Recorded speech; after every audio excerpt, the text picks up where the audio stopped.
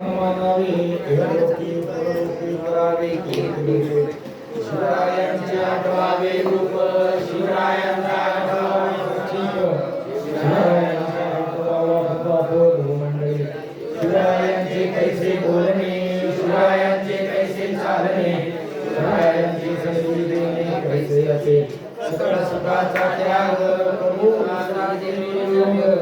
राज्य साधनाची लगबग कैसे करावी याहून करावे विशेष तरी म्हणावे पुरुष याहून आता विशेष काय यावे शौर्याचा एक अंश धैर्याचा जरा स्पर्श दे होते जातील हे प्रकरण ते जीवनातला एक सक्षमी त्या वृत्तीवरून विचार करून काढून सुखाने आर्यवायाची भारत व्यासवाणी केली नारायण हरे सत्य साधा याचा कृतीने जळले शिवाधा देव समाज याचा अभावी आई भावी कुंडली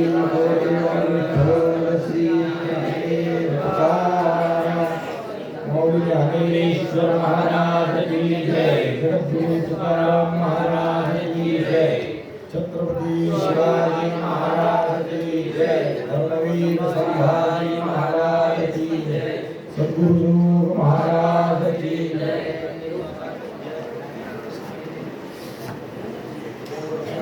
कालपर्यंत आपण अनेक गोष्टींचा विचार करतोय। एक एक प्रकरण इतकं विलक्षण आहे ना, प्रकरण म्हटलं म्हणजे वेगळा अर्थ घ्यायचा नाही। प्रकरण याचा अर्थ एक एक विषय, एक एक गोष्ट, एखादं चरित्राचा कथानकाचा भाग किंवा एखादा धडा, एखादा पाठ, या अर्थानं प्रकरण। नुसतं मी काल दोन लहानशी उदाहरणं दिली होती की धर्मराज्य आलं, रामराज्य आलं म्हणजे काय?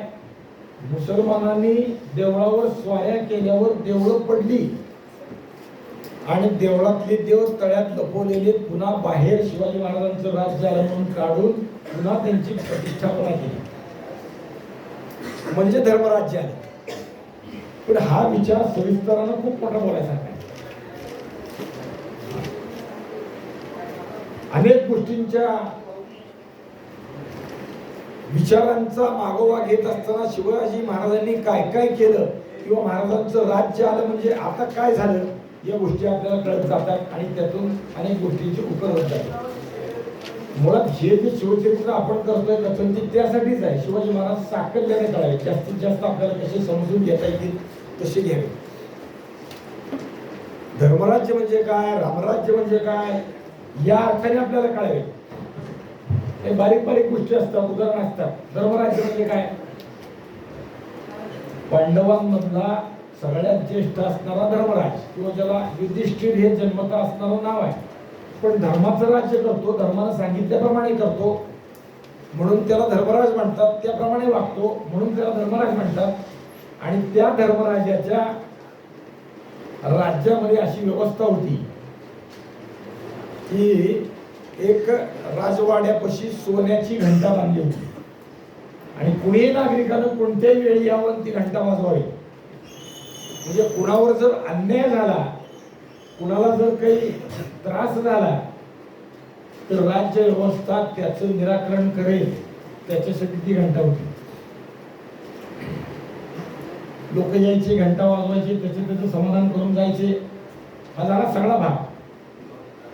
पण एके दिवशी धर्मराज दरबारात बसले असताना घंटा घंट घंट घंट घंट वाजायला लागली आणि मग धर्माने माणूस पाठवला, जा त्याला बोलवून आण, काय झाले पहा। म्हणजे राजा आपल्या दारी या पद्धतीचा विचार, आपल्या वारकरी संप्रदायात ही गोष्ट आहे। जेव्हा ज्ञानेश्वर माऊलींचा पालखी सोहळा आळंदी ते पंढरपूर चालत येतो त्यावेळी रोजच्या रात्री समाज आरती होते, आपल्याला माहित आहे। चौदारानं काठी उभारली की ते गप्प राहतं, सगळा समाज गप्प होतो, मग आरती चालू होते, हे सगळं माहित आहे।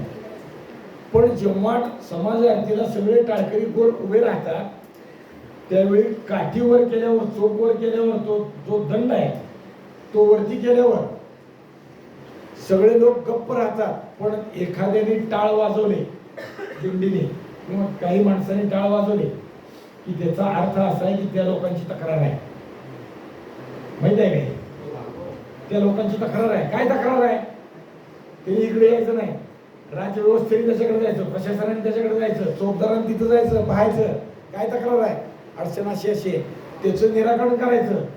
अर्थात ते निराकरण करायला सोहळ्याचे जे पालखी सोहळ्याचे प्रमुख आहे, शितोळे सरकार असतील, आरपळकर असतील आणि वास्कर, या तिघांनी बसून करायचं. आता आळंदीचं प्रशासन आहे, देवस्थान, या सगळ्यांनी बसायचं आणि त्याचं निराकरण करायचं आणि त्यांचे टाळ वाजवायचे. म्हणजे त्याची जी काही तक्रार आहे ती तिथं जाऊन ऐकली जाते आणि निराकरण केलं जातं. जर लगेच त्याचं काही निराकरण होणार नसेल तर त्याच दिवशी संध्याकाळी किंवा दुसऱ्या दिवशी संध्याकाळी शितोळे सरकारांच्या पालात बैठक भरते, सभा भरते आणि मग त्याचं निराकरण केलं जातं. म्हणजे आमचं धर्मराज्य कसं हे आपल्या पद्धतीत सांगतोय वाचनाच्या हिशोबाने. हे धर्माचं राज्य आहे, ती घंटा वाजती आहे. आणि धर्मराजा उभा असताना, दरबारात चालू असताना घंटा वाजली म्हणून माणूस पाठवला, त्याला बोलवून घेतलं आणि त्याला सांगितली माझी तक्रार अशी अशी आहे. धर्मराजानं सगळं ऐकून घेतलं, सांगितलं उद्या याचा निर्णय करू.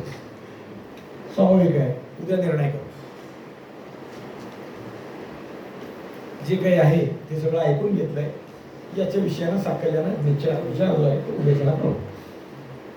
हे झालं, सभेचं इतर काम सुरू झालं, पुन्हा घंटा वाजायला. घंटा पुन्हा वाजायला लागली, लक्षात ठेवा. आता धर्माला कळे ना काय झालं. जा माणूस पाठवला, कोण आहे घेऊन ये. ते माणूस गेला आणि तो परत आला, अहो भीमदादा घंटा वाजवत होते, मग घेऊन या त्यांना, काय झाले बघा. भीमापाशी लोक गेले, धर्माने बोलवलंय म्हणजे आले भीमराय पुढे. आता भीमाला काय प्रश्न पडला, असं काय झालं. भीमाला विचारलं का घंटा वाजवली, काय झालं. ते म्हणले आमच्या राजाला असा विश्वास वाटायला लागला की आलेली तक्रार उद्या सोडतो, आज नाही. पण उद्या सोडतोचा अर्थ असा की मी काळावरही विजय प्राप्त केला, आजच्या दिवसात मी काही मरणार नाही, उद्याच्याला बघू. शंकेचं निराकरण त्वरित होण्याच्या ऐवजी उद्यावर ठेवलं, हा एक दोष. आणि दुसरा, धर्मराजाला असं वाटायला लागलं की आजच्या दिवसात मी मरणार नाही, मरण केव्हा येऊ शकतं, मी मरणार नाही म्हणजे मरणावरही मी विजय प्राप्त केला, हा अधर्म झाला, असं भीमाच्या वाटत आहे. म्हणजे धर्माचंही चुकलं तर सांगणारा ज्येष्ठ भाऊ किंवा दुसरा कनिष्ठ भाऊ भीम आहे. त्याला धर्मराज्य म्हणायचं. धर्माला ते चुकलं, आपलं चुकलं, धर्माला त्वरित त्या गोष्टीचा निर्णय केला. तसं धर्माचं राज्य चालवण्यासाठी शिवाजी महाराज कटिबद्ध आहेत. आणि नुसतं शिवाजी महाराजांचं राज्य आलं की लोकांनी धर्माप्रमाणे वागायला सुरुवात केली. शिवाजी महाराजांच्या राज्यात देव डोहात तळ्यात लपून बसणं इष्ट नाही, याचा विचार लोकांना पटायला लागला. आता देवळं पुन्हा बांधली पाहिजे, देवळं पुन्हा देवाने सुशोभित झाली पाहिजे. देवाची जागा तळ्यात नाही तर गर्भागारात आहे. हे विषय शिवराज्य आलं किंवा धर्मराज्य आलं म्हणजे काय होतं त्याचा विषय आहे. अहिल्यादेवींच्या चरित्रात असेच दाखले आहे. किंबहुना पंढरपूरच्या विठ्ठल मंदिराच्या बाबतीत शिवाजी महाराजांचे नातू, ज्याला शाहू महाराज म्हणतो आपण, सातारचे शाहू महाराज, संभाजी महाराजांचे पुत्र, त्यांनी असंच केलेलं आहे. आता इथले परचक्र संपले, आता परचक्र संपले, आपली दिल्लीवर सत्ता बसली, आता मराठ्यांनी ठरवायचं दिल्लीचा राजा कोण होणार. त्यामुळे आता भीती नाही, आता देव वारंवार काढायचे कारण नाही, देव आता कायमचा स्थापित करा असं त्यांनी पत्र दिलं. आधार राहील मराठी राज्याचा म्हणजे धर्मराज्य आहे. आणि मग देवाची मूर्ती कायमची स्थापित केली. तोपर्यंत देव काढता येत होता आणि बाहेर नेऊन ठेवता येतो. विठ्ठल मूर्ती आपण अजूनही तुळजापूरची मूर्ती काढता येते, माहिती आहे का नाही. दरवर्षी नवरात्रात दोनदा नवरात्र असतं, एक शाकंभरीचं नवरात्र आणि एक महानवरात्र किंवा ज्याला आपण शारदीय नवरात्र म्हणतो ते. त्या दोन्ही नवरात्रात मूर्ती आधी नवरात्राच्या पूर्वी मंचकी निद्रा घेते, मंचकावर ठेवतात म्हणजे पलंगावर ठेवतात आणि नंतर मग पुन्हा सिंहासनावर ठेवतात. आणि सिंहासनानंतर दसऱ्याचं शिलंगण करून आली की देवी दमली म्हणून पुन्हा कोजागिरी पौर्णिमेपर्यंत ती झोपते, निद्रा घेते. शिलंगण खेळून याचा अर्थ 9 दिवस ते राक्षसाशी युद्ध केलं, ते 9 शिलंगण सीमा पार केल्या म्हणून देवी दमते आणि म्हणून निद्रा घेते. तसं पांडुरंगाची मूर्ती काढता येत होती. धर्मराज्य आल्यावर काय होतं या सगळ्या गोष्टींचा विचार आपण करतो. याच दरम्यान मूर्ती जशा पुनर्स्थापित केल्या तसं शिवाजी महाराजांनी मंबाजी नाईक पानसऱ्यांना पाठवलं होतं, ते आता माघारी आले, मूर्ती घेऊन आले.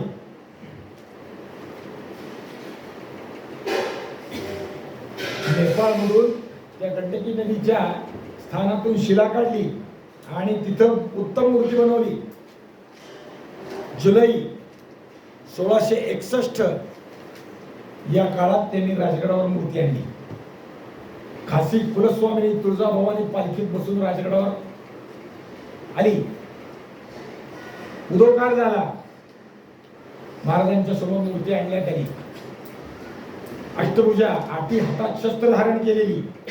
कोणची शस्त्र आहेत? खड्ग, धनुष्य, बाण, ढाल, शंख, त्रिशूळ हाती धारण केलाय.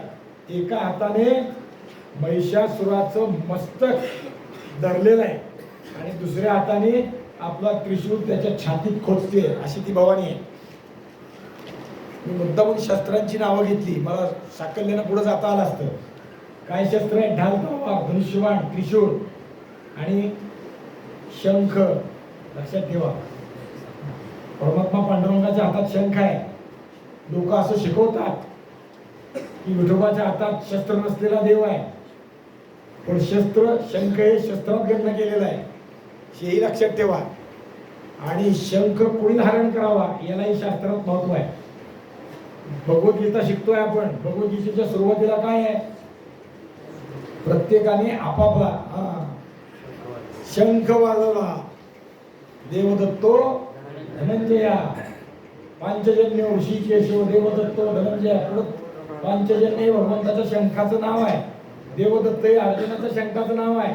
भीमाच्या शंखाचं नाव म्हणजे प्रत्येकाचं आहे. अनेकांची शंखालाही नावं असतात, शस्त्रालाही नावं असतात. लक्षात ठेवा. शिवाजी महाराजांच्या शस्त्राचं नाव आपल्याला पाठ आहे. भवानी तलवार, भवानीने दिली म्हणून, किंवा भवानी मी तलवार राहिली म्हणून. तसं कौमुदकी गदा, गदेचं नाव आहे. भगवान विष्णूच्या गदेला कौमुदकी म्हणतात. चक्र हे शस्त्र आहे, पण ते सुदर्शन हे देवाच्या चक्राचं नाव आहे. ते विष्णूचं जरी असलं तरी ते पहिल्यांदा निर्मिती त्याची केली आहे भगवान शंकराने, आणि भगवान शंकराची पूजा भगवान विष्णूने केली, त्यामुळे प्रसन्न झाले आणि त्यांना सुदर्शन चक्र प्रदान केलेलं आहे. भगवान विष्णूने 1000 कमळाची फुलं भगवान विष्णूला वाहिली. ते फुलं वाहत असताना त्याची परीक्षा पाहिण्यात आली. एक फूल गायब केलं आणि एक फूल गेलेलं पाहून आता पूजा पूर्ती नाही, संकल्प पूर्ती कशी व्हायची, म्हणून आपला नेत्र कमळ काढलं आणि भगवान विष्णूने शंकराला वाहिलं. शंकर प्रसन्न झाले आणि त्यांना ते नेत्र हा भाग पुढचा, पण पुन्हा सुदर्शन चक्र दिलं प्रसन्न होऊन. शस्त्रालाही नावं असतात. प्रत्येकाची शस्त्र आहेत, खूप शस्त्र आहेत, प्रत्येकाला नाव आहे. तसं शंखालाही नाव आहे. आणि शंखाचा विषय मी मुद्दामून सांगितला. या भगवती देवीच्या हातात शंख आहे. सेनापती शंख हातात धारण करतो. इतर शस्त्र देवता बाकीच्या किंवा सैन्य धारण करतात असं म्हणा. एकाच वेळी सैन्य चालवण्याला आदेश देणारं शस्त्र आणि शांतीचा संदेश देणारं कमळ, हे शांतीचं पण आहे. कमळ हे शांतीचं प्रतीक आहे, ज्ञानाचंही प्रतीक आहे. दोन्ही ते हातात धारण केलंय. डाव्या हातात शंख, उजव्या हातात कमलपुष्प आहे. इथं देवीने हातात ढाल, तलवार, धनुष्य, बाण, शंख, त्रिशूळ धारण केलेला आहे. त्या दैत्याची शेंडी धरून त्याच्या छातीत त्रिशूळ घातलेला आहे. उजवा पाय सिंहावर आणि सिंहानाही दैत्याचं मनगट तोंडात धरलेलं आहे. हे सगळं रूप आहे ना, रुद्र रूप आहे. किंवा त्या मूर्तीचे वेगळे वेगळे वर्णन असतात, त्या पद्धतीतलं ते मूर्ती आहे. म्हणजे योग मूर्ती, भोग मूर्ती, वीर मूर्ती असे मूर्तीचे प्रकार आहेत. त्यातली ही वीर मूर्ती आहे. पांडुरंगाची ती योग मूर्ती आहे. डावीकडे आणि उजवीकडे चंद्र आणि सूर्य झळकत आहेत. मस्तक मुकुटानं सुशोभित आहे. प्रसन्न मुद्रा आहे.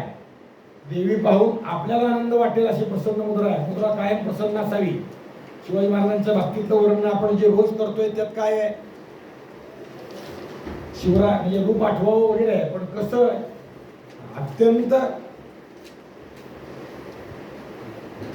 सुखदायी शिवाजी महाराजांना पाहिलं की लोकांना समाधान वाटायचं असं रूप आहे. त्याचं प्रत्यंत रोज आपण घेतो. नुसतं देवळात गेलं की आनंद वाटतो, परमात्म्याचं मुख पाहिलं की आनंद वाटतो.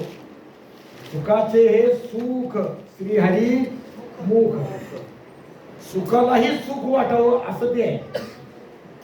तसं देवी काही लोक असे असतात, मी या रोते घेऊन सतत चेहरा रडका, नुसतं रडका नाही, पुढे पण काही वर्णन नाही, सुतकी, सतत त्याला पाहिलं की दुःखच वाटतं. रोते क्यों क्या करू सूरत ही वैसी है, असं असू नये. चेहरा प्रसन्न वदन असावा, सतत हास्य मुखावर असावं. शिवाजी महाराजांचं तसं आहे. जगदंबेचं ते मुख आहे ते तसं आहे. मग ही उत्तम मूर्ती मुंबईने एक पानसऱ्यांनी करून आणली, म्हणून शिवाजी महाराजांनी त्यांचा मान सन्मान केला. त्रिशूल गंडकीतली शिळा उत्पन्न करून त्याच प्रांतीचे म्हणजे नेपाळ भागातलेच शिल्पी जे आहेत त्यांच्याकडून उत्तम मूर्ती तयार करून आणली. आईसाहेबांनी गडावर मूर्तीचे दर्शन घेतलं, महाराजांनी प्रतापगडावर मूर्तीची प्रतिष्ठापना केली, त्याच्यासाठी स्वतंत्र मंदिर बांधलं.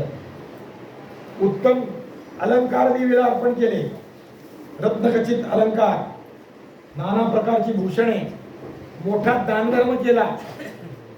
ललिता पंचमीच्या दिवशी याची स्थापना केलेली आहे देवीची. पूजेची व्यवस्था केली,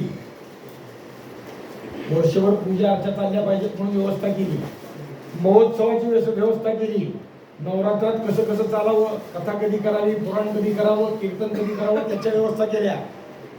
चौघडा देवीला अर्पण केला, छबिन्याची व्यवस्था केली, म्हणजे पालखीत देवी मिरवणुकीला जाणार म्हणजे छबिना.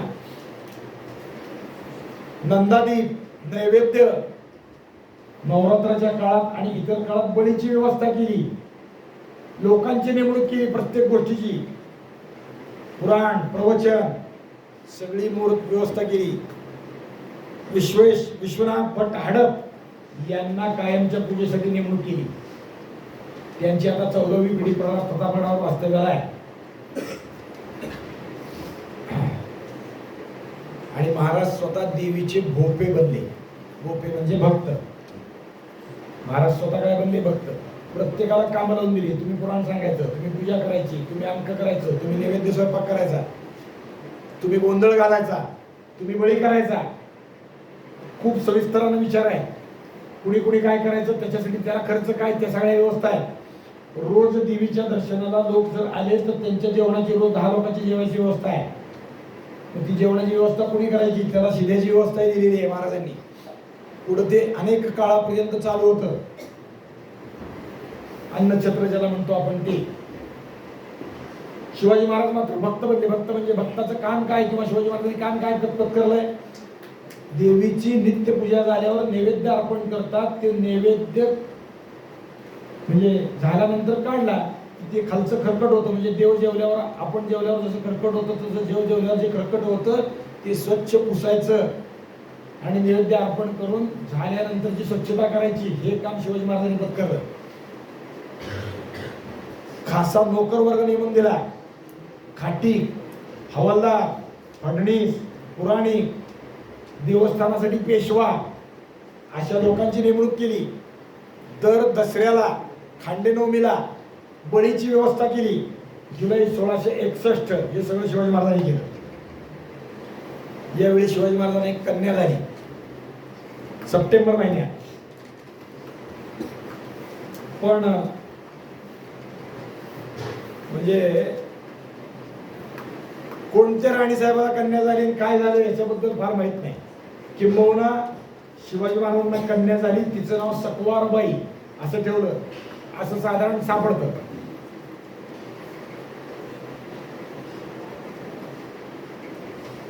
इकडं सगळं उद्योग चालू आहे. महाराजांचं सर्वत्र लक्ष आहे. पण याबरोबर शाहिस्तेखानाच्या या गोष्टीकडे लक्ष आहे. आता याचा काहीतरी बंदोबस्त केला पाहिजे. अनेक गोष्टी महाराजांनी केल्या. दाभोळपासून राजापुरेपर्यंत मुलूक स्वराज्यात सामील केला. कोकणात स्वारी केली. सूर्यराव सुर्वे आणि जसवंतराव दळवी या दोघांचा बंदोबस्त केला. तिथे रस्ते बांधले. अवघ्या 1.5 वर्षात अनेक मोहिमा केल्या.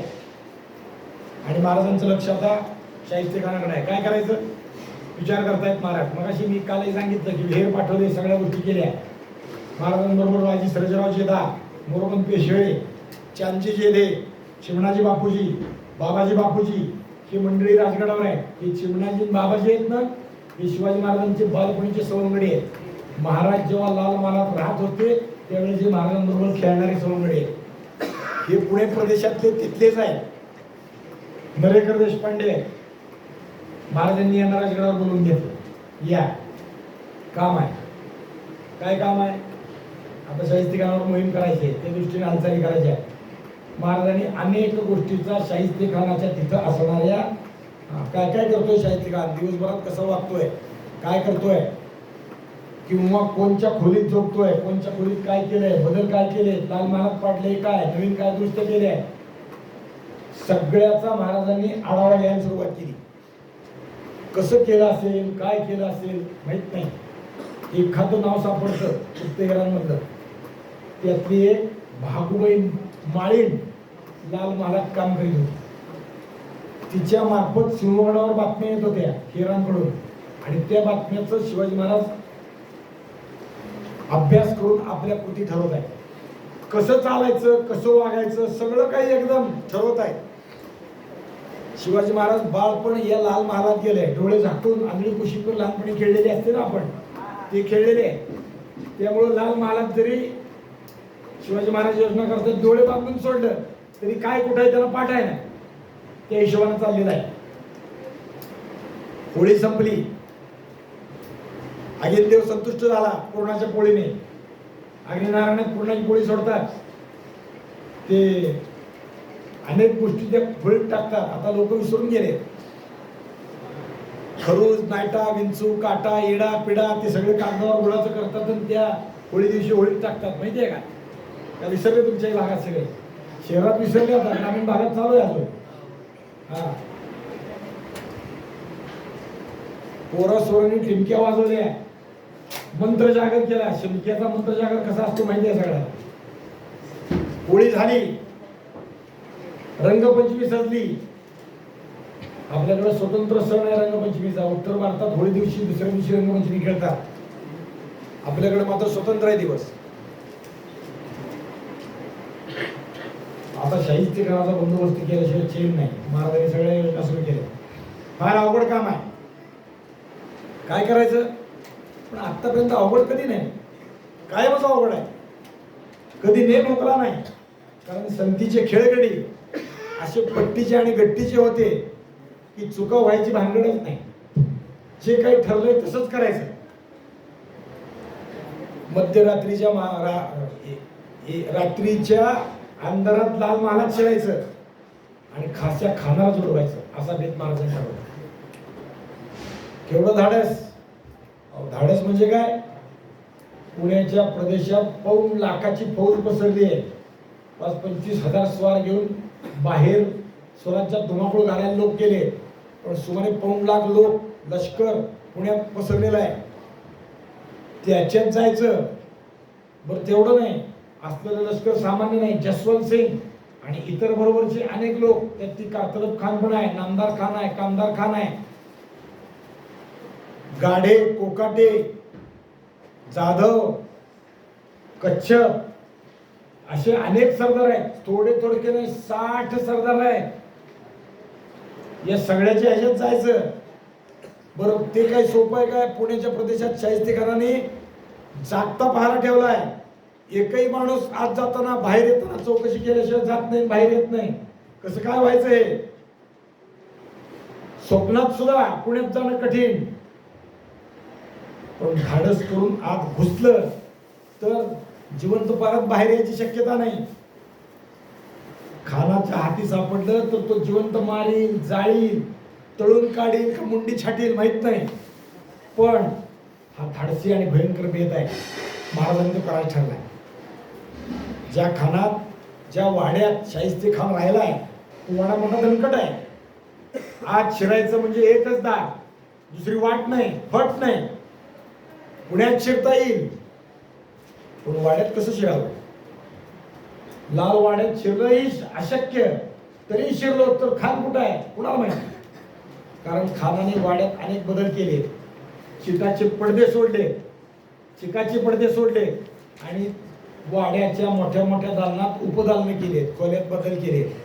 काही ठिकाणी बायका झोपतात, काही ठिकाणी खानाचे खासे लोक घरातले ते झोपतात. अगदी अशक्य. नकळत चोरून छिपून शिरायचं म्हटलं तरी कोणाच्या नाकात शिरता येतं का? नाही. आणि शिरलं तर वळवळतं, शिंक येते फाटकन. शिंक येण्या तशा बंदुकीच्या फैरी झडतील, लोक मारतील. पण महाराजांची हौस नाही. कुणाला कशाची हौस? महाराजच आहे. काय करायचं म्हणजे करायचं. शिवाजी महाराजांच्या चरित्रात अनेक म्हणजे संकट आली. प्रत्येक संकटाने शिवाजी महाराजांनी त्याच्यावर मात केली. पण प्रत्येक संकटात शिवाजी महाराजांची नवीन युक्ती आपल्याला कळते, पाहता येते. म्हणजे त्यांची बुद्धिमत्ता किती अफाट आहे ह्याचा विचार करा. एकच गोष्ट पुन्हा पुन्हा कधी केलेली नाही, दरवेळेस नवीन. महाराजांचा बेत ठरला, बस जायचं म्हणजे जायचं, काही हो करायचं म्हणजे करायचं. बरं दुसऱ्यावर सोडून सोपवायची नाही, स्वतःच जायचं. शिवाजी महाराजांच्या चरित्रात अनेक लोक वेगळे आक्षेप घेतात. त्यात हा एक आक्षेप आहे की शिवाजी महाराजांनी युद्धाच्या आघाडीवर जाऊन युद्ध केलेली फार कमी आहेत. तुम्ही असं काही म्हणू नका शिवाजी महाराजांनी केलं, पण जी केलेली युद्ध आहेत ना ती आघाडीवर जाऊन दरवेळी केलेली आहे. कितीतरी युद्ध आहे पहा. त्यातलं हे शाहिस्ते खान स्वतः महाराज त्यात लाल महाराज आहे, सिद्धी-जोहर स्वतः त्यात आहे, अफजल खान स्वतः त्यात आहे, सुरतेवरची स्वारी स्वतः महाराज आहे. म्हणजे प्रत्येक वेळी युद्धाच्या आघाडीवर महाराज आहे. आणि महाराज युद्धाला नुसतं आघाडीवर आहे नाही तर त्यात यश संपादन करून येत आहे. जीवावरचा खेळ, तोफांच्या गराड्यात 1 लाखाची फौज, 1 लाखांच्या फौजेत गुरफटलेला वाडा, वाड्यात 50 दालनं, कुठल्या तरी दालनात शाहिस्ते खान. आता हा पुण्यात जाणार सगळा शिवाजी महाराजांचा सवंगड्यांचा मेळ. गेले तर लाल महाराज शिरणार कसे, शिरले तर खानापर्यंत पोहोचणार कसे, आणि पोहोचले तर मग काहीच अवघड नाही, पुढचं महाराजच करणार आहे.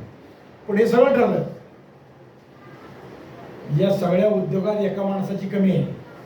कोण कमी आहे? नेताजी पालकर.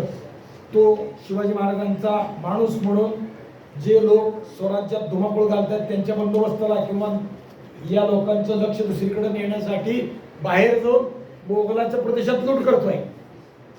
तो आला, मोठा खजिना घेऊन आला. कालच्या सारखं नाही बरं का, 7 मासे सोनं नाही, 34 तोळे चांदी नाही, 8 घोडे आणि शिंगर. म्हणजे नुसते घोडे सुद्धा 8 नाही, कुठं 700 एका वेळी पळवून नेतात आणि कुठं 7 नेतात बघा. तो मोठा खजिना घेऊन आला. पण नेताजीवर यावरती मोगलांची धाड पडली. मोगलांचा नेताजीचा समोरासमोर संघर्ष झाला. नेताजी स्वतः जखमी झाला. 300 घोडे ठार झाले नेताजी. तरी तो आला, अंगावरची चकमा घेऊन आला महाराजांकडे. आणि महाराजांकडे आल्यावर महाराजाला आनंद झाला. बचावले नेताजी यातच सुख. आता पाडवा उजाडला, गुढ्या चढल्या, गडावरची निशाणं बदलण्यात आली. 9 मास पूर्ण झाले कुणाचे? कौशल्याचे. आता रामराय जन्माला येणार. फक्त 9 दिवसाचा अवकाश. पृथ्वीला दैत्याच्या जाचातून मुक्त करण्यासाठी रामरायाच्या जन्माचा दिवस. सगळ्यांचं लक्ष तिकडे आहे. आणि यावेळी स्वराज्याला जाचातून मुक्त करण्यासाठी शिवाजी महाराजांनी कंबर कसली. दिवस ठरवला, दिवस नव्हे रात्र ठरवली. कोणचा? चैत्र शुद्ध अष्टमीच्या रात्री, म्हणजे रामनवमीच्या रात्री आदल्या दिवशी तो दिवस महाराजांनी ठरवला. रामजन्माच्या आधी फक्त 24 तास. त्या दिवशी तारीख आहे 6 एप्रिल 1663. रात्रीची वेळ महाराजांनी ठरवली. बघा दुसरा अजून विचार आहे, यावेळेस रमजानचा महिना चालू होता. म्हणजे यावेळेस चालू होता बरं का चैत्रात. कारण रमजान दरवर्षी मागं पुढं होतो. आपल्याकडे जी पंचांगाची पद्धती आहे तेवढी सकस आणि तेवढी निर्दोष पंचांग पद्धती जगात कोणाचीही नाही. सौरमास चांद्रमास दोघांचा मेळ संपात बिंदू. त्यामुळे मुसलमानांचा रमजान कधी दिवाळीत येतो, रमजान कधी शिमग्यात येतो, रमजान कधी थंडी उन्हाळा पावसाळा केव्हाही मागे पुढे फिरतो. त्यांचा वर्ष आहे ते चंद्रावर चालतं. 364 दिवसाचं वर्ष आहे. एकूण वर्ष असतं 365 दिवसाचं आणि ते 9 दिवसाचा मेळ घालण्यासाठी दर 2.5 वर्षांनी आपल्याकडे संक्रांतीचा हे आपलं अधिक महिना घातलेला असतो. पण तो अधिक महिना का असतो माहिती आहे का? नुसतं भरती दिवसाची नाही, त्या अधिक महिन्यात एकही संक्रांत येत नाही. दर महिन्याला संक्रांत असते. आपल्याला फक्त मकर संक्रांत माहिती आहे. कर्क संक्रांत, वृश्चिक संक्रांत, धनु संक्रांत अशा संक्रांती असतात. ज्या महिन्यात संक्रांती येत नाही तो महिना अधिक असतो आणि ज्या महिन्यात 2 संक्रांती येतात तो महिना मलमास असतो. तो मलमासाचा अर्थ वजा केला जातो, पण त्या वर्षी अधिकही असतो. त्यामुळं 13 वर्षाचं म्हणजे जे पंचांग आहे ते तसंच चालतं 13 महिन्याचं. शिवाजी महाराजांनी दिवस काढला रमजानातला. फार विचार करून दिवस काढलाय. रमजान महिना निवडला का? त्याचं कारण असं, रमजानामध्ये मुस्लिम लोक रोजे करतात. महिनाभर काही खात नाही. सूर्य उगवला की खात नाही. सूर्य मावळला की भरपूर खातात. दिवसभर भूक लागलेली असते, मग रगडून खातात आणि खाल्लं की झोप लागते. सकाळी आपण न्याहारी केल्यावर पहाटे उठल्यानंतर झोप लागत नाही का? शिवचरित्र चालू असताना मध्ये मध्ये डोका लागतो ना. काही दोष नाही आहे, लागतो. ते कुंभकर्णाची बायको कथेत येते, निद्रा देवी आहे, लक्षात ठेवा. कुंभकर्ण मेल्यावर निद्रा देवी रामाकडे जाऊन भेटली. आता माझा नवरा मेला, मला जागा नाही म्हणली. लंका तुम्ही जिंकली, मी काय करावं? ती म्हणली तुला कथेत जागा देतो. त्यामुळे ती मध्ये मध्ये कीर्तन प्रवचन आणि जेव्हा एक कथा चालू असतात देवाच्या, तेव्हा ती निद्रा येते. तिचं कारण ते आहे. म्हणजे आपण कुंभकर्णाकडे जातो असो, ती निद्रा येते. जास्त जेवल्यामुळे निद्रा येते. पण शिवाजी महाराजांनी पुढचा काही दिवस काढला नाही. सुरुवातीचा काय काढला? सुरुवातीला पहिल्या 4-8 दिवसात माणसाला तरतरी असते. म्हणजे त्या निद्रेवरती थोडं विजय प्राप्त करतो, पुढे ढकलतो, जरा सतर्क राहतो. अलर्ट अलर्ट मराठीत बोलल्यावर कळतं. सतर्क म्हटल्यावर नाही कळत, चटकन लक्षात येतं. पण पहिले 4 दिवसानंतर मरगळ यायला सुरुवात होते. महिनाभर उपास करायचे. पहिले 4 दिवस मागची जी अंगातली तकतकी आहे ती टिकून असते, त्यामुळे जरा हे होतं. पुढच्या दिवसात ती जरा झोप यायला लागते, गाढ व्हायला लागते. आणि शेवटच्या 15 दिवसात रोज तेच केल्यामुळे त्याचा सराव होतो, पुन्हा मनुष्य अलर्ट राहतो. म्हणून शिवाजी महाराजांनी सुरुवातीचे दिवस वगळले, मागचे दिवस वगळले, मधलाच दिवस ठरवला. दिवस नाही रात्र काढली, कारण यावेळी लोक झोपलेले आहेत, गाढ असतात. शक्यतो सगळेच लोक रात्री झोपतात.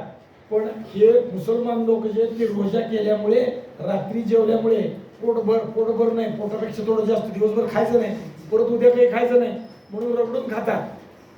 पोटापेक्षा जास्त, रोज 2 पोळ्याची भूक आहे तर 3 पोळ्या खाते आणि मग गाढ झोप लागते. बरोबर झोप आहे, डाव साधायचा आहे. म्हणून महाराजांनी तो दिवस काढला.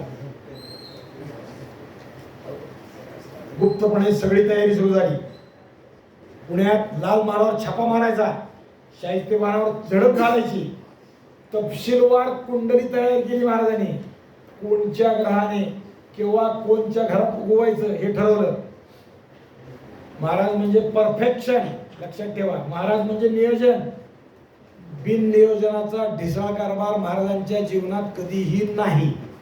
आपण जर महाराजांचं चरित्र आचरायचं असेल तर प्रत्येक गोष्टीचं नियोजन केलं पाहिजे आणि नियोजनाप्रमाणे कर्तव्य पार पाडून त्या गोष्टीची पूर्तता केली पाहिजे. आपल्या वारकरी संप्रदायात हे सगळं चालतं, ढिसाळ काम नाही. कुणी बैठक घालायची, कुणी काय म्हणायचं त्याला, कीर्तनाला उभं राहायचं, कुणी कीर्तनाला उभारल्यावर हार घालायचा, कुणी बुक्का लावायचा, कीर्तनाला चाल कुणी म्हणायची, चाल कुणी सांगायची, पकवास कुणी, सगळ्या व्यवस्था असतात. एक माणूस कमी पडला तर दुसरा पर्याय उभा असतो प्रत्येक गोष्टीला. परफेक्शन हा गुण आहे, तो महत्वाचा आहे.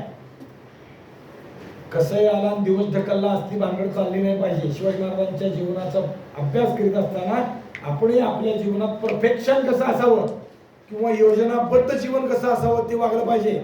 वेळेवर सगळ्या गोष्टी झाल्या पाहिजे. शिवाजी महाराजांनी ते केलं. कोणत्या ग्रहाने केव्हा उगवायचं, ग्रहाने म्हणजे माणसाने कुठे यायचं, कुठं थांबायचं?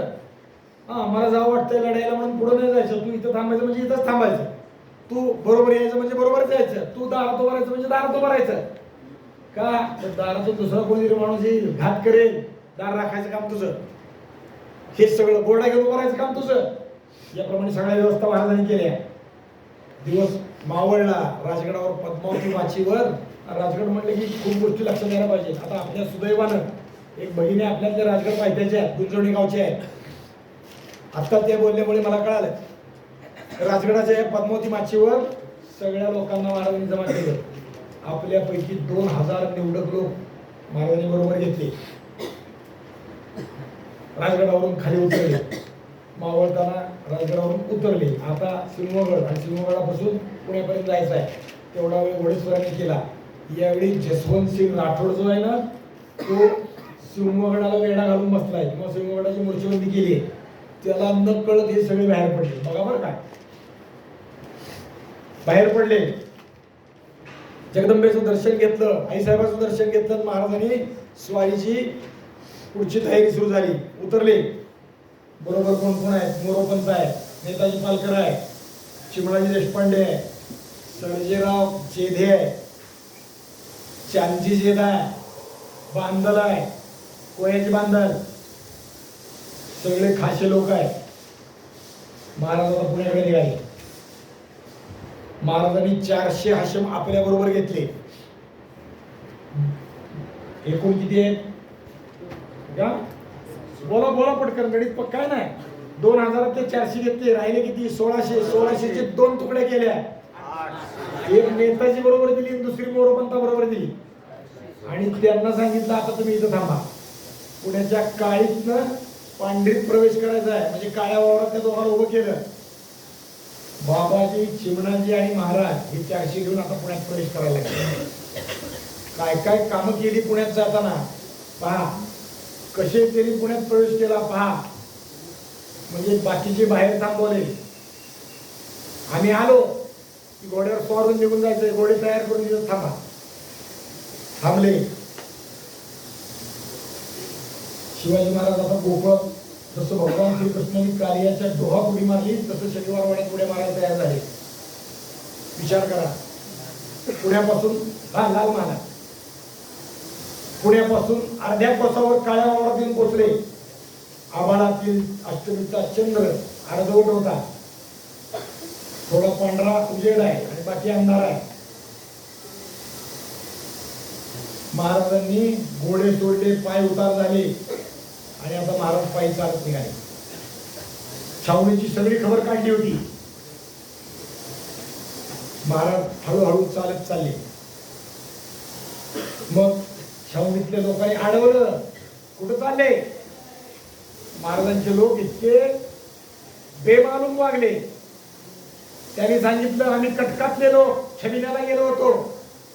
छबिन्याला म्हणजे छबिन्याला याचा अर्थ गस्ती पहाऱ्याला लोक रोज बाहेर जायचे छावणीतले आणि ती पुन्हा यायची.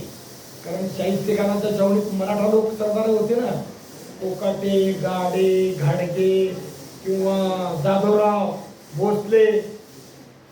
त्यामुळे ही थाप पचून गेली आणि रोज छावणीची व्यवस्था अशी होती की ठराविक काळानंतर छावणीच्या एकेका तुकडीने बाहेर जायचं, ठराविक क्षेत्रात गस्त घालायची आणि माघार यायचे. त्याला म्हणायचे छबिन्याचे लोक. ते सगळे बाहेर जायचे आणि आत यायचे. ते आम्ही छबिन्याचे म्हणून एक एक पहारी सांगित महाराजांचे लोक, महाराज आपले 400 लोक एकत्र न करता तुकड्या तुकड्या केल्या. त्याच्याही 200च्या 2 तुकड्या केल्या. एक स्वतः महाराजांनी बरोबर घेतली आणि एक बाबाजीच्या बरोबर दिली. अंतराने ते पुढे पुढे जात राहिली. आपल्याकडे दुसऱ्याही काही कथा आहेत त्याच्या बाबतीत. लग्नाचं वराड म्हणून महाराज गावात शिरले. हळूहळू महाराज आत यायला लागले. हे लोक इतके बेमालूम वागत होते की कुणालाही संशय सुद्धा नाही, संशयाचं चिन्ह सुद्धा लागत नव्हतं. आपण शिवाजीच्या गावचेही नाहीत, आमचा शिवाजीचा काही संबंध नाही, असा बिलंदर भाव आणि आव त्यांचा होता की प्रत्यक्ष शिवाजी महाराजांना सुद्धा शिवाजी कोण आहे माहित नव्हतं. हे सारे इतक्या धूर्ततेने चालले होते ते खान साहेबाला भेटायला चालले होते, पण कुणालाही यातला काहीही मागमोस माहित नव्हता. आत आले. आम्ही कटकातील लोक चौकी पाहायला गेलो होतो म्हणून सांगत आत आले. लाल महालापर्यंत आले. कसं लग्नाच्या वरणात काही आगंतुक लोक येतात. नवऱ्याकडच्या माणसाला वाटतं हे नवरीकडचे आणि नवरीकडच्या वाटतं हे नवऱ्याकडचे, आणि हे लग्नातलं मुद्द्याचा माल घेऊन पडून जातात. सोन्या चांदीचे दागिने किंवा काही वस्तू काहीच हाताला लागलं नाही तर निवांत जेवण. इतके बेमालूम महाराजांचे लोक कसे शाहिस्तेखानाच्या छावणीतून दारापर्यंत आले. सावध ते होते. महाराजांनी लाल महालाच्या मागच्या बाजूच्या दारापाशी गेले. तिथे एक लहानशी दिंडी होती. का पुढचं मुख्य दार असताना का गेले माग? मुख्य दार काही उघडलं जाणार नाही, कोण उघडेल? मग मागचं दार आपल्याला उघडता येईल. किंवा मागच्या दाराची अजून एक गोष्ट अशी होती की या मागच्या दारानं लागणारं पाणी जे आहे ना, ते नदी काठानं येणारं पाणी या मागच्या दारानं येत होतं. त्या दाराच्या शेजारी आपला मुतपाकखाना होता, म्हणजे स्वयंपाकघर होतं. त्यामुळे तिथं लागणारं पाणी वाढायला की तिथून यायचं. आणि या मुख्य मागच्या लहानशा दाराला जरी दार बंद केलं तरी एक शेजारी दिंडी होती, लहानसं अजून एक दार होतं. आणि ते दार शाहिस्तेखानाच्या लोकांनी विटा आणि मातीने बंद केलं. महाराजांना माहित होतं हे दार. महाराजांचे लोक तिथे गेले. सगळं पुढं शांत झोपलं होतं, गाढ झोपलं होतं. महाराजांचे लोक तिथे गेले.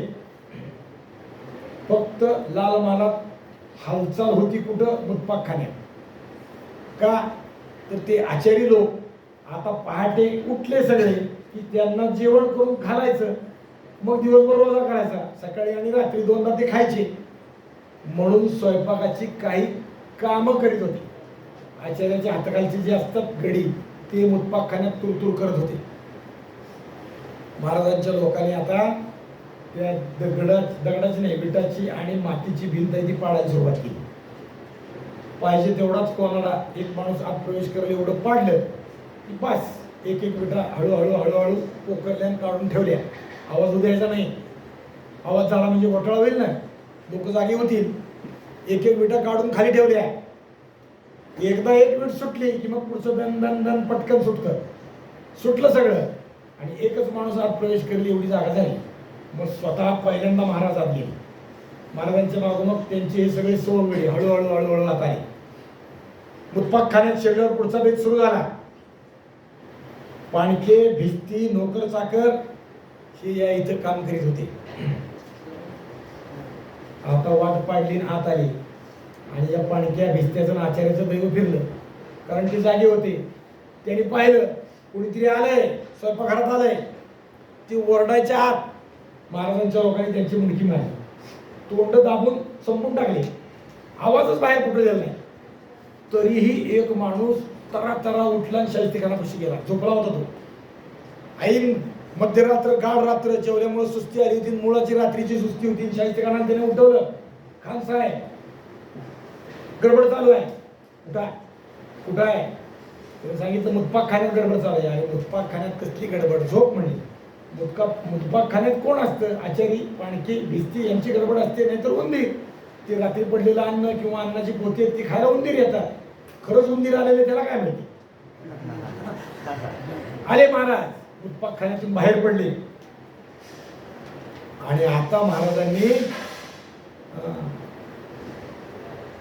मुतपाकखान्यातून बाहेर पडून लाल महालात खासच्या खानाच्या छातीत झोपलेला आहे त्या भागाकडे जायला सुरुवात केली.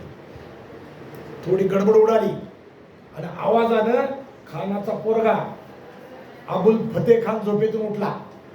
तो नुकताच आग्र्यातून दिल्लीतून इथं आला होता. एकच दिवस आधी आला होता. आणि त्याला संशय आला, काहीतरी आवाज आहे. तो हातात ढाल तलवार घेऊन जा. तो समोर आला, त्याला लक्षात आलं की मराठी आहे. लाल महालामध्ये गोंधळ सुरू झाला.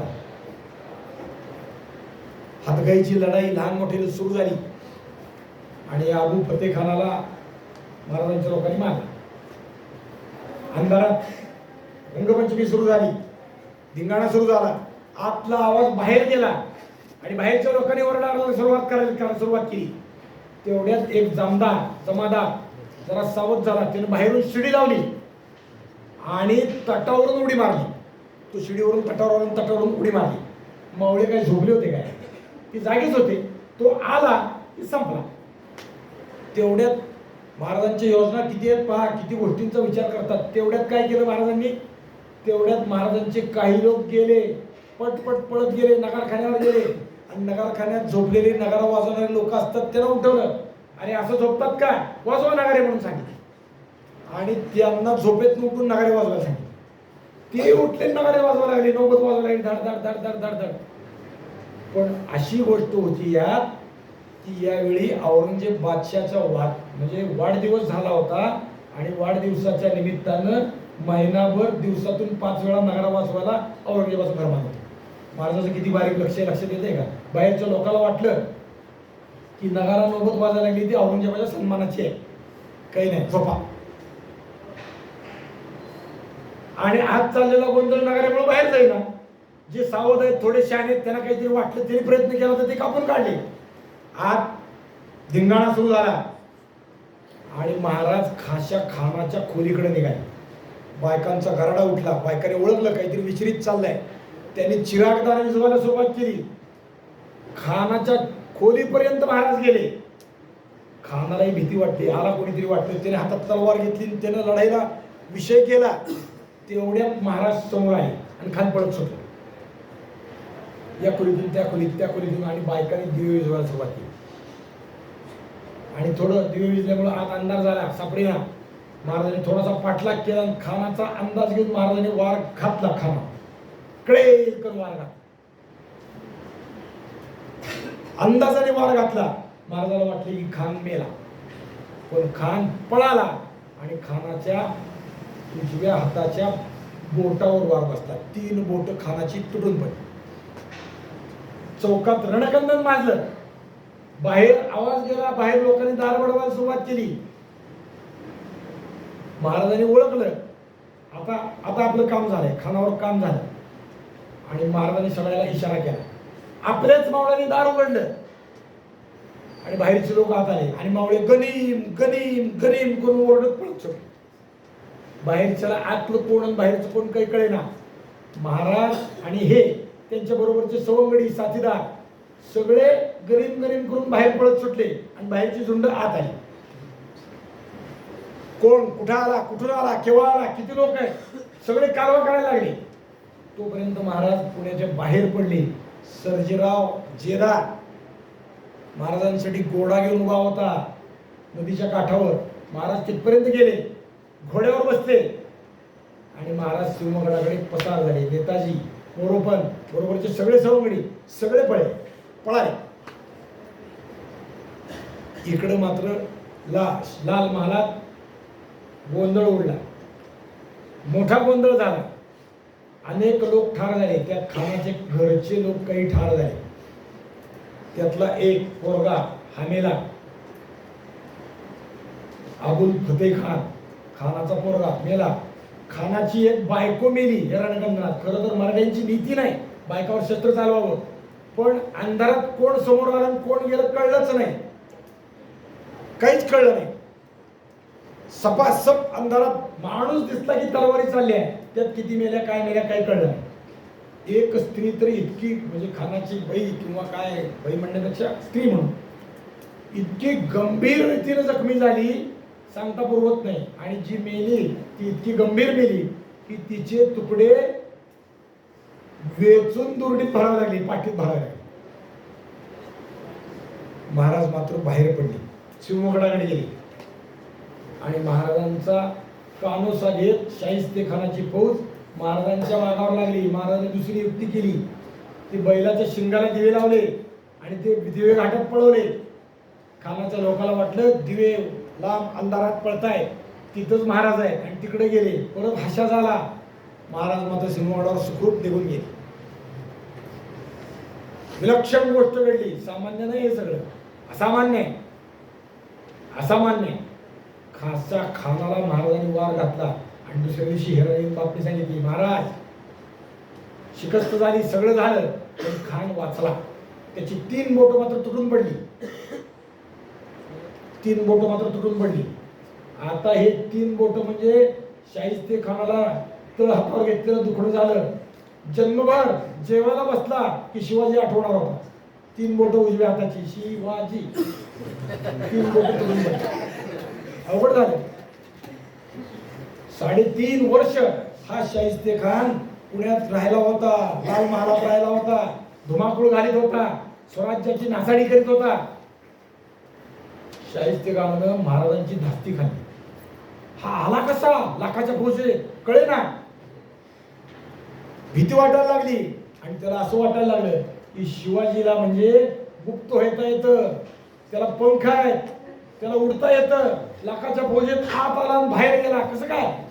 याशिवाय शक्य नाही. तो भूमीतनं प्रगट झाला, जमिनीतून आला, कुठून आला कळे ना. आता त्याची भीती शाहिस्तेखानाला वाटायला लागली. त्याला जादू येते, चेटूक येतं, चारण मारण येतं, त्यामुळे त्याला हे सगळं शक्य झालं. आणि 3 वर्ष धुमाकूळ घालणारा शाहिस्तेखान अवघ्या 3ऱ्या दिवशी महाराजांनी छापा घातला. तारीख 8 किती झाली मी नाही 6 एप्रिल 1663. अवघ्या 3ऱ्या दिवशी 9 एप्रिलला शाहिस्तेखानाने पुणे सोडलं आणि औरंगाबादकडे निघून गेला. किती भीती लक्षात येते का शिवाजी महाराजांची? इतकी विलक्षण भीती. शिवाजी महाराजांना हेराने जाऊन सांगितलं, महाराज खानाची 3 बोटं तुटली, खान मात्र वाचला. पण खान आता पळून चालला, पुन्हा सोडून चालला. इथला पुण्याचा प्रदेश जसवंत सिंगाच्या हवाली केला. आता तू हे काम चालव. आणि स्वतः शाहिस्तेखान इथून निघून गेला. मात्र जाता जाता त्यानं आता खानावर हल्ला झाला म्हणून सगळे सरदार भेटीला आले ना सांत्वन करायला. खान साहेब झालं ते वाईट झालं, कसं झालं चौकशी करायला. दुःखात आणि सुखात लोक भेटायला येतात तसं. आणि या जसवंत सिंगाने त्यानं राग काढला. तू तिथं शिवगडापाशी पहारे देत असताना, तुझं लष्कर तिथं असताना तुझ्यापासून शिवाजी येतो आणि माझ्यावर छापा घालतो, माझे कत्तल करतो, माझे 3 बोटं तोडतो. थोडक्यात मी वाचलो तर मूर्खच तुटलं असतं. कसं झालं हे? तू शिवाजीला सामील झाला, तू लाच खाल्ली, ही मोगली करणार. तू शिवाजीला सामील झाला म्हणून त्याने याला बोल लावली जसवंत सिंगाला. पण त्याच्याच हवाली पुणे केलं हा निघून गेला. महाराजांनी मात्र आलेल्या निरोपावर नाव शाहिस्ता खान आहे, पण नाव बादशाहने जरी दिलं, शाहिस्ता खान त्याचा किताब आहे, त्याचं मूळ नाव फार मोठं आहे. मिर्झा अबू तालिब असं त्याचं नाव आहे. मिर्झा हाही किताब आहे. पण शाहिस्ता खान हा औरंगजेबाने त्याला दिलेला किताब आहे. किताब म्हणजे पदवी आहे.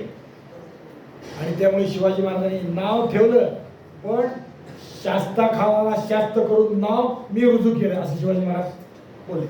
म्हणजे खरं नाव मी त्याचं सिद्ध केलं, त्याच्यावर शास्त करून म्हणजे त्याला हे लावून सजा करून. शास्त म्हणजे सजा, शिक्षा, हे शिवाजी महाराज बोलून गेले. आणि शाहिस्तेखान स्वराज्यातून उठून पळून गेला. बातमी औरंगजेबापर्यंत गेली, कळवलं. आणि औरंगजेब संतापला, लाखाच्या फौजेत येतो, तुझ्यावर छापा घालतो, तुझी बोटं तोडतो, याचा अर्थ काय? याचा अर्थ तुम्ही काम नीट करीत नाही. मग काय करायचं? शाहिस्तेखानाची त्यानं बदली केली. त्यानं दख्खनच्या सुभ्यातून काढला आणि त्याला बंगालच्या सुभ्यावर पाठवून दिला. बंगालचा सुभा आसाम आणि बंगाल हा सुभा म्हणजे त्यावेळेसची शिक्षा होती. हा सुभा म्हणजे फक्त खायला मिळतं एवढंच, पण नरक होता. कारण या सुभ्यात, या प्रदेशात दिवसभरात उन्हाळा, पावसाळा आणि हिवाळा 3 ऋतू येत होते. अत्यंत गलिच्छ प्रदेश किंवा अत्यंत विपरीत निसर्ग असणारा प्रदेश, अशा प्रदेशात बंगालचा सुभेदार म्हणून शाहिस्तेखानाची औरंगजेबाने नेमणूक केली, तिकडे पाठवणी केली. त्यानं पत्र लिहून विनंती केली की मला एक संधी पुन्हा द्या, मी शिवाजी महाराजांचा बंदोबस्त करतो, शिवाजी राजाचा बंदोबस्त करतो. पण औरंगजेबाने ते ऐकलं नाही आणि त्याला इथून काढला आणि बंगालला पाठवून दिला. निरुपायाने शाहिस्तेखानाला तिकडे जावं लागलं. पण तिकडेही एक पराक्रमी वीर होता, आपल्याला त्याचं नाव माहित नाही, आसाम. आसामचा अहोम राजाचं राज्य होतं, हिंदू राजे होते आणि ती राज्य बुडवण्यासाठी औरंगजेब धडपडतोय आणि ती राज्य वाचवण्यासाठी आसाम मधून लचित बडफुकन हा अहोम राजांचा सेनापती युद्ध करतोय. त्याने मोगलांना परास्त केले, लक्षात ठेवा. या शाहिस्ते खानाचा त्याने तिथं पराभव केलाय. आणि या अहोमच्या लचित बडफुकनचा विषय असा आहे की या अहोम राजाचा आणि शिवाजी महाराजांचा पत्रव्यवहार आहे. ते अहोम किंवा लचित बडफुकनचा अभ्यास करणाऱ्या आसामी लोकांनी जे काही वाङ्मय निर्माण केलं, जे काही अभ्यास केला, त्यात त्यांनी लिहिलेलं आहे. त्यामुळे लचित बडफुकनला आसामचा शिवाजी म्हटलं जातं, लक्षात ठेवा. शिवाजी महाराजांची प्रेरणा काही अंशी त्यांनी घेतलेली आहे. त्याच वेळी शिवाजी महाराजांच्याच काळात. आता तो पत्रव्यवहार झाला की नाही झाला आपल्याकडे काही उपलब्धता नाही, पण आसामच्या स्वातंत्र्याचा संघर्ष तिथं चालू आहे आणि शिवाजी महाराजांचा संघर्ष इथं चालू आहे. इथून मात्र शाहिस्ते खान पराभूत झाला आणि आसाममध्ये गेला आणि शिवाजी महाराजांची दृष्टी आता वेगळ्या अर्थाने वळाली. 3.5 वर्ष स्वराज्याची नासाडी या शाहिस्ते खानाने केली. ही नासाडी केली, आमच्या लोकांना छळलं, याची भरपाई झाली पाहिजे, याचा दंड औरंगजेबाला झाला पाहिजे. म्हणून महाराजांची नजर एका गावाकडे वळली. कोणचं गाव काय झालं याचा विचार आपण उद्या करू.